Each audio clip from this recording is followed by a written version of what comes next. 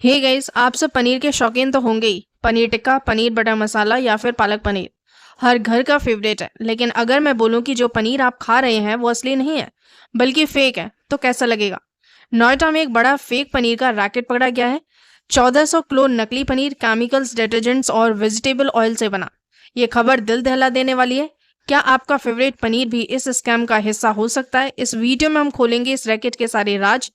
कैसे बनता है नकली पनीर, या ये क्यों खतरनाक है, और कैसे आप खुद असली पनीर पहचान सकते हैं। तो इस वीडियो को अंत तक देखिए, क्योंकि ये इन्फॉर्मेशन आपकी सेहत बचा सकती है। चलिए शुरू करते हैं। जब बात खाने की आती है तो हम इंडियंस के दिल से पनीर का एक स्पेशल कनेक्शन है। वेजिटेरियन हो या नॉन वेजिटेरियन, पनीर तो सबका प्यार है। लेकिन जब ये खबर आई कि नोएडा और ग्रेटर नोएडा में 83% पनीर सैंपल्स अडल्ट्रेटेड हैं, तो मेरे तो होश उड़ गए। एक रिपोर्ट के मुताबिक 702 फूड सैंपल्स में से पनीर सबसे ज्यादा अडल्ट्रेटेड प्रोडक्ट निकला।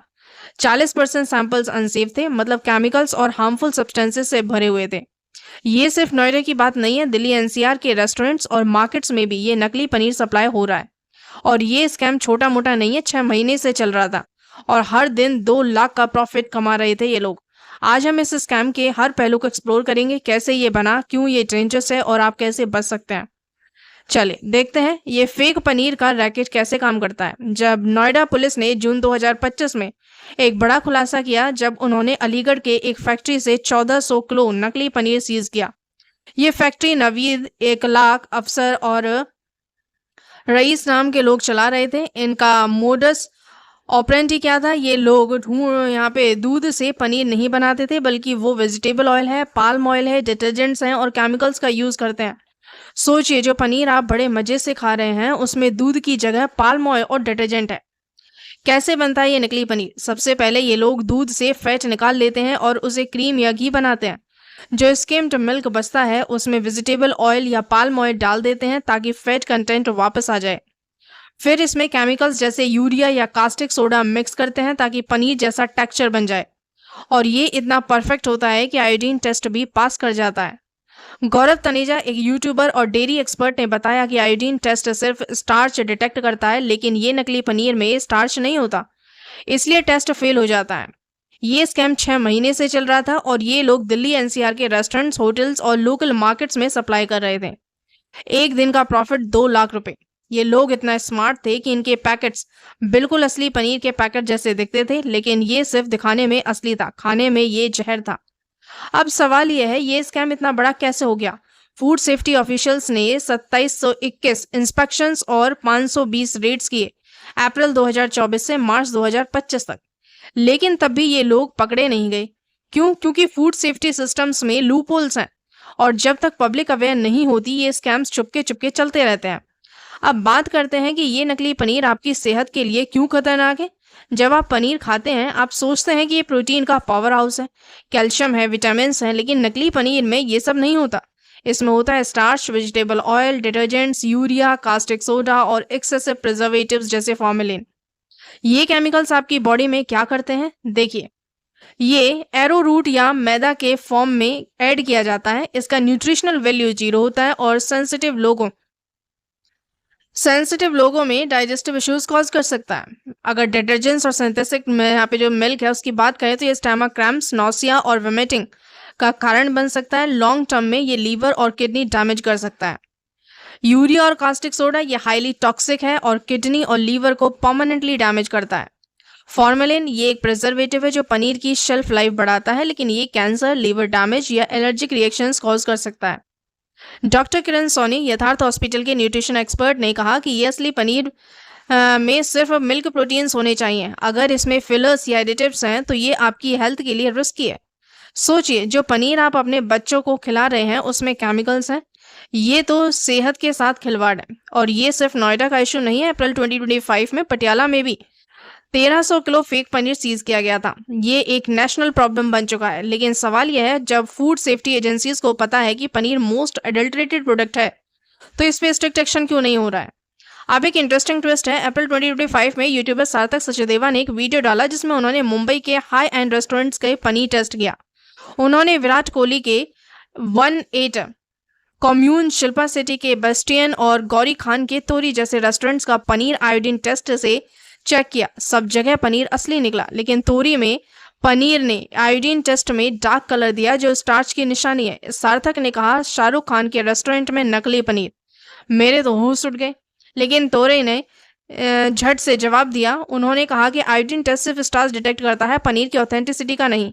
उनका डिश सोया बेस्ड इंग्रेडिएंट से बना था, इसलिए रिएक्शन हुआ। उन्होंने अपने पनीर की क्वालिटी और इंग्रेडिएंट्स की प्योरिटी पे स्टैंड लिया। सार्थक ने भी मजाक में कहा, तो क्या मैं अब बैंड हूँ? वैसे आपका खाना लाजवाब है। ये कंट्रोवर्सी दिखाती है कि पनीर की ऑथेंटिसिटी चेक करना कितना ट्रिकी है। आयोडीन टेस्ट एक बेसिक मेथड है, लेकिन ये फुल प्रूफ नहीं है। गौरव तनेजा ने भी कहा कि 99% fake paneer iodine test pass कर जाता है, क्योंकि उसमें स्टार्च नहीं होता। तो फिर असली पनीर कैसे पहचाने, ये हम आगे बताएंगे। चलिए, सवाल ये है बनता है यहाँ पर कि आप कैसे पहचानेंगे कि आपका पनीर असली है या नकली। मार्केट में इतना अडल्ट्रेशन है कि ब्लाइंड ट्रस्ट नहीं कर सकते। मैं आपको 6 सिंपल वेज बताते हूँ जो आप घर पर ट्राई कर सकते हैं। ये टिप्स आपकी सेहत बचा सकते हैं। First is texture test.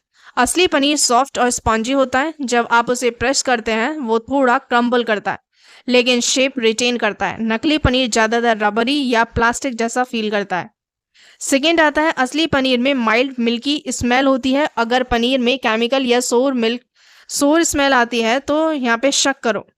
Third आता है बॉइलिंग वाटर टेस्ट। एक पीस पनीर को बॉइलिंग वाटर में डालो। असली पनीर थोड़ा सॉफ्ट हो जाता है, लेकिन नकली पनीर मेल्ट हो जाता है या अलग अलग हो जाता है।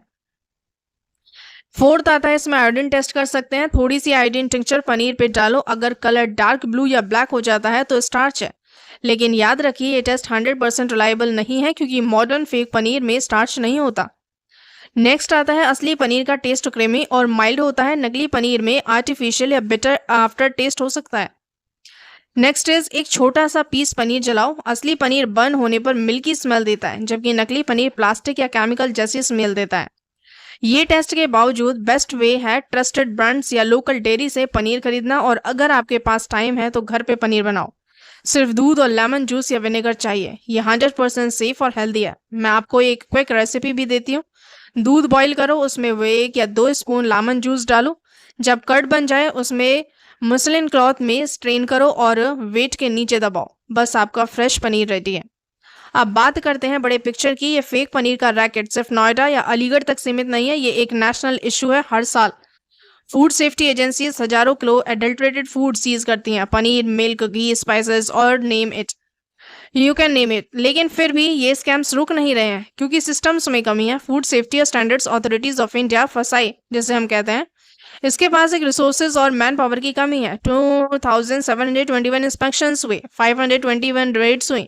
उनके बावजूद भी नोएडा में ये रैकेट 6 महीने तक चलता रहा, और जब तक पब्लिक प्रेशर नहीं बनता अथॉरिटीज एक्शन नहीं लेती हैं। ये एक विशियस साइकिल है। अडल्टर्स प्रॉफिट कमाते हैं, कंज्यूमर सफर करते हैं और सिस्टम चुप रहता है। और ये सिर्फ पनीर की बात नहीं है। मिल्क में वाटर या सिंथेटिक मिल्क, घी में वेजिटेबल ऑयल, स्पाइसेस में आर्टिफिशियल कलर्स, ये सब कॉमन है। एक स्टडी के मुताबिक इंडिया में 68% फूड आइटम्स फसाई स्टैंडर्ड्स मीट नहीं करते। ये शॉकिंग है। हम अपनी सेहत के साथ क्यों कॉम्प्रोमाइज करें? तो सोल्यूशन क्या है? पहला, पब्लिक अवेयरनेस। जब तक हम जागते नहीं ये स्कैम्स चलते रहेंगे। दूसरा, स्ट्रिक्टर लॉज और रेगुलर इंस्पेक्शंस। और तीसरा, लोकल और ऑर्गेनिक सोर्सेज को प्रमोट करना। अगर हम अपने खाने का सोर्स जान लेते हैं तो अडल्ट्रेशन का रिस्क कम हो जाता है। ये फेक पनीर का इशू सिर्फ एक खबर नहीं है, ये हमारी सेहत, हमारा सिस्टम और हमारे ट्रस्ट का सवाल है। जब हम रेस्टोरेंट में खाना ऑर्डर करते हैं या मार्केट से पनीर खरीदते हैं, हम भरोसा करते हैं कि वो सेफ होगा।